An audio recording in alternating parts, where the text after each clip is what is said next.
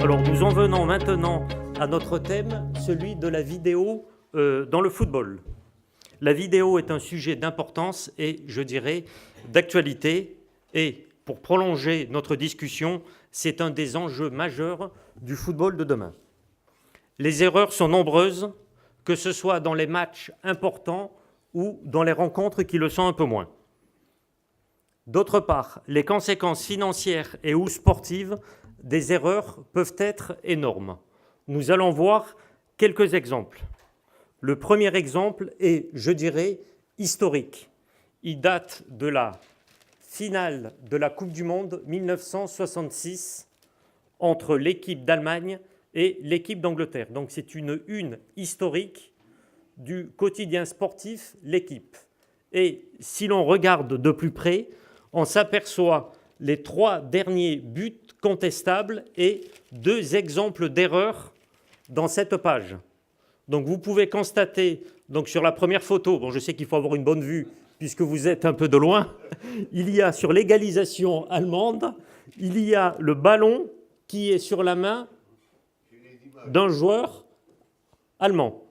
Puis, deuxième erreur, c'est le dernier but, Geoff Hurst, c'est le ballon dont on ne sait pas s'il a franchi la ligne de but. Donc c'est vraiment 50 ans après, donc vous voyez l'actualité du sujet et on pourrait même rajouter, la question n'est pas réglée aujourd'hui puisque nous parlons de la vidéo dans le football aujourd'hui. Autre cas, nous avons les célèbres mains. La plus connue est celle dont va parler tout à l'heure M. Michel Vautreau, la main de Diego Maradona en quart de finale de la Coupe du Monde 1986 contre l'Angleterre. J'entends à côté quelqu'un qui dit la main de Vata. Effectivement, c'est la main qui a permis, entre guillemets, l'élimination de l'Olympique de Marseille en demi-finale de la Ligue des Champions en 1990. Et nous avons aussi, pour prendre un exemple français, la double main de Thierry Henry lors du match qualificatif pour la Coupe du Monde face à l'Air ou la République d'Irlande. Nous pouvons citer d'autres matchs de Coupe du Monde qui ont été émaillés d'erreurs. Il y a notamment en 1982 la demi-finale de la Coupe du Monde entre la RFA, République fédérale d'Allemagne, et l'équipe de France, où l'agression de Patrick Battiston par le gardien de but allemand Harald Schumacher n'est pas sanctionnée par l'arbitre. Nous avons 20 ans après 1982, cette fois-ci en 2002, toujours lors d'une Coupe du Monde, mais cette fois-ci un peu plus bas en 8e de finale, lors du match Italie-Corée du Sud. L'arbitre refuse un but valable à un joueur italien, Tomasi, et expulse un autre joueur italien, Totti, alors que celui-ci aurait dû bénéficier lui-même d'un penalty. On ne peut pas limiter notre exposé à des seuls matchs de Coupe du Monde. Il y a aussi des matchs de Coupe d'Europe. Par exemple, quart de finale de Ligue des Champions entre le PSV Eindhoven et l'Olympique lyonnais, l'arbitre oublie de siffler un penalty à Neymar, un joueur de l'Olympique lyonnais. Et quelques semaines après, lors de cette même compétition, cette fois-ci en demi-finale, Liverpool-Chelsea, le but d'un attaquant espagnol, Luis Garcia, a porté aussi une controverse.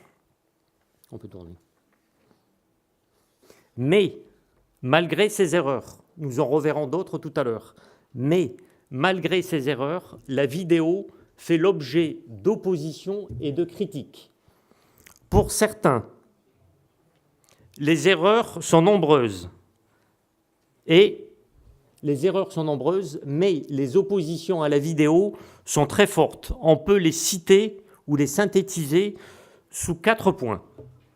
Premier point, le rôle de l'arbitre doit être préservé. Deuxièmement, le match ne doit pas être interrompu inopportunément, les coupures ne doivent pas être trop nombreuses et le match ne doit pas être haché.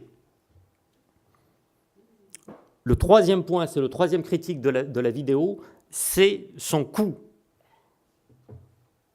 certains lui font le reproche que la vidéo aurait un coût exorbitant. Et la quatrième critique, ce serait la nécessité de préserver l'incertitude et les occasions de controverse. Puisqu'aujourd'hui, nous avons parlé tout à l'heure des erreurs qui ont été commises il y a 50 ans à l'occasion d'une finale de Coupe du Monde. Et on en reparlera sans doute dans 50 ans, mais sans doute sans nous, effectivement. Ainsi, vous l'avez compris, il y a une opposition entre les conceptions modernes ou plus conservatrices de l'arbitrage. On peut changer. Alors, nous allons voir maintenant le deuxième axe de notre intervention qui concerne l'action que nous menons avec Légisport en faveur de la promotion et de la généralisation de la vidéo. Alors pour nous, notre position est claire, même si certains pensent qu'elle est inapplicable et trop extensive, mais elle a quand même le mérite d'exister. Donc nous militons pour une réforme de l'arbitrage par une généralisation pure et simple de la vidéo. Alors nous avons lancé plusieurs actions. Tout d'abord, une première pétition en septembre 2010, après la Coupe du Monde 2010, où il y avait eu aussi une erreur lors du match Angleterre-Allemagne. Décidément, les matchs Angleterre-Allemagne, il y a souvent quelques soucis. Une évolution s'est quand même produite, et je dirais c'est une évolution plus que majeure. C'est une évolution, je dirais, c'est le début de la vidéo dans le football. En juillet 2012, la FIFA et l'International Board autorisent l'usage de la technologie sur la ligne de but. Mais nous estimons que la vidéo ne doit pas se limiter à la seule ligne de but.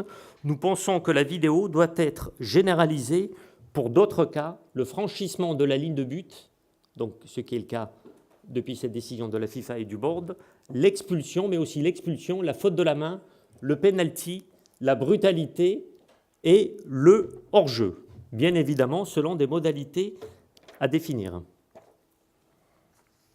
Donc c'est pourquoi nous avons lancé donc une seconde pétition en avril 2015 et puis pour donner plus de poids à notre action, nous avons saisi officiellement la FIFA et l'International Board en septembre 2015. Alors la réponse du board est très encourageante puisqu'elle nous dit « Cette réponse est pleine de promesses, elle souhaite toute la réussite possible du projet de Légisport », ajoutant « Nous sommes toujours heureux de constater que partout dans le monde, des personnes se soucient du football et partagent une même passion qui les pousse à chercher, à développer et à améliorer le beau jeu en proposant de nouvelles approches. » Donc, vous l'avez compris, donc notre conception est extensive, donc le franchissement de la ligne de but, ce qui n'est pas encore le cas dans tous les pays, l'expulsion, la faute de la main, le penalty, la brutalité et le hors-jeu. Parmi les idées qui sont derrière cette action, nous pensons que la technologie doit permettre à l'arbitre de prendre les bonnes décisions. La vidéo, ce n'est pas contre l'arbitre, au contraire, c'est pour lui permettre de prendre la bonne décision. Donc l'arbitre doit être aidé et il est plus opportun, à notre avis, de prendre 30 secondes ou 1 minute pour visionner des images plutôt que de valider, par exemple, un but de la main ou un but hors jeu sans la vidéo. Nous estimons aussi que la vidéo permettrait un rayonnement encore plus grand du football, car il devrait y avoir moins d'erreurs.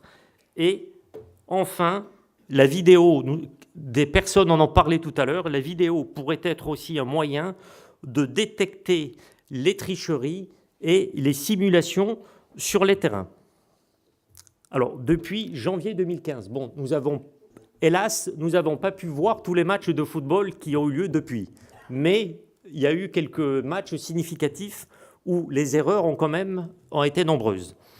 Nous avons un match de la CAN, Coupe d'Afrique des Nations, janvier 2015, Tunisie, Cap-Vert. Un penalty non valable est sifflé pour le Cap-Vert. Autre exemple, un match de championnat, Ligue 1, Olympique de Marseille contre Olympique Lyonnais. un but de l'Olympique de Marseille avait franchi la ligne de but, mais il n'a pas été validé. Autre exemple, cette fois-ci dans le championnat anglais, dont on dit qu'il est le plus grand championnat du monde. En Première Ligue, en mars 2015, à l'occasion d'un match Manchester City-West Bromwich Albion, l'arbitre a expulsé le mauvais joueur. C'est-à-dire que l'arbitre a expulsé non pas le joueur fautif, mais un de ses coéquipiers qui ne l'était pas. Nous avons aussi des matchs de Coupe d'Europe.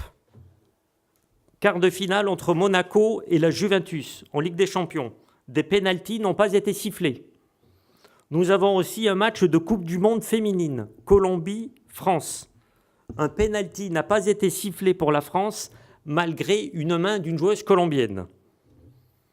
Autre cas pour Monaco, barrage quelques mois après les matchs contre la Juventus de Turin, match contre Valence en barrage aller, Monaco est privé d'un pénalty.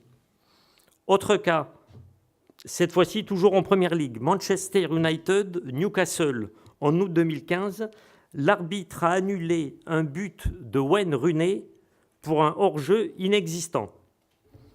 Nous avons aussi un autre match, Arsenal-Liverpool, toujours en août 2015. Un joueur de Liverpool déclare dans la presse, Ramsey, il dit que son but n'était pas hors-jeu. Après, nous avons d'autres exemples, notamment en France. 16e de finale de la Coupe de la Ligue, Caen contre Nice, en octobre 2015. Un but est refusé à Caen pour un hors-jeu inexistant. Nous avons un autre match litigieux entre l'Olympique lyonnais et l'Olympique de Marseille.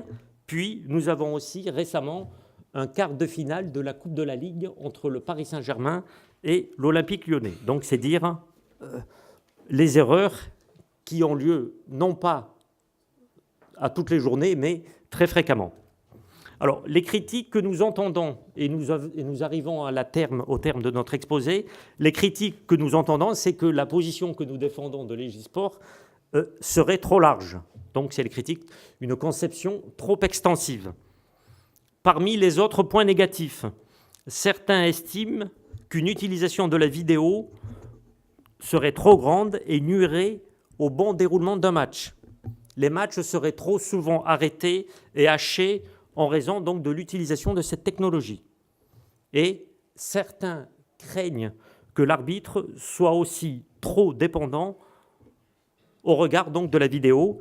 Et enfin, sans doute que Michel Vautreau nous apportera la bonne parole sur le sujet, l'erreur est immense de croire à l'infaillibilité des images vidéo, à leur capacité à résoudre tous les cas de figure. Donc, vous avez vu qu'il y a le pour la vidéo, il y a aussi le contre, mais c'est vrai qu'une évolution est quand même en train de se faire, puisque nous avons vu tout à l'heure que le board a autorisé la vidéo par le biais de la Goal Line Technology, et je dirais début janvier, le 7 janvier 2016, nous avons une nouvelle date historique. L'International Board a recommandé l'utilisation de la vidéo pour les pénaltys, les cartons rouges et les erreurs d'identification des joueurs. Et il est prévu, je crois, que l'International Board devrait se réunir dans quelques jours, je crois, soit en fin de semaine, cette semaine-là, ou en début de semaine prochaine à Cardiff, pour adopter aussi une nouvelle position concernant cette question. Donc voilà, brièvement, que je voulais présenter, les enjeux du football d'aujourd'hui et les enjeux, je dirais, du football de demain. Je vous remercie de votre attention. Merci Michel.